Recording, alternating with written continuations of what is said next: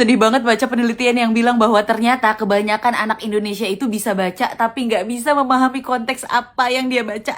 Dan hanya sekitar 5% dari seluruh pelajar Indonesia yang bisa berpikir out of the box alias berpikir kreatif. Sedih banget. Dan enggak, ini bukan kegagalan anak Indonesia. Ini adalah kegagalan sistem pendidikan kita dan kegagalan kita sebagai orang tua. Kita yang terburu-buru dan pengen anak kita cepat-cepat bisa baca tulis tanpa memelihara minat belajar anak kita. Jadinya ya gini, anak kita bisa baca tapi nggak ngerti apa yang dia baca. Anak kita bisa nulis tapi nggak betah lama-lama belajar. Anak kecil-kecil udah bisa baca tulis hitung tapi fokusnya pendek. Baru belajar bentar udah pegang HP. Baru belajar bentar udah main sama temennya. Baru belajar bentar capek. Kenapa bisa kayak gitu? Karena daya belajar yang lemah. Kenapa bisa melemah? Karena kadang-kadang secara nggak sadar kita para orang tua dan lingkungan anak melemahkan daya belajar anak dengan kalimat-kalimat seperti ini. Itu tulisannya kurang rapi, yang rapi dong.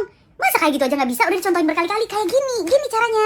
Ih, kamu mah lelet banget. Kamu kok gambar terus, mau warnai terus? Ih, belajar nulis huruf dong, ayo. A, B, C, ayo, jangan gambar terus, nanti gak ada gunanya. Belajar nggak? Kalau nggak, belajar ya, nanti mama top upin game yang baru, ayo. Sebenarnya memelihara minat belajar anak itu sederhana. Orang tuanya mencontohkan bahwa orang tuanya tiap hari belajar, orang tuanya tiap hari baca, orang tuanya bersedia untuk hadir belajar bareng sama dia. Yang jadi persoalan, kita sebagai orang tua ngerasa bahwa kita ini udah nggak punya masa depan lagi, jadi kita nggak perlu belajar. Yang perlu belajar itu cuma anak kita karena masa depannya masih panjang. Padahal salah satu hal yang mendorong minat manusia untuk belajar adalah harapan. Kalau kita sebagai orang tua punya harapan untuk maju dan terus belajar, nanti anak akan meniru dan terus juga belajar. Jadi para bapak ibu, ayo kita mulai belajar. Usia 35 baru belajar bahasa Inggris, ayo. Udah bisa bahasa Inggris mau belajar bahasa Zimbabwe, ayo. Para ibu-ibu yang lemot matematika kayak saya, yuk mulai ikut kursus-kursus online dan ikut belajar matematika. Semangat belajar itu nular, dan kita nggak bisa mengharapkan anak kita berubah kalau kita sebagai orang tua nggak mau berubah.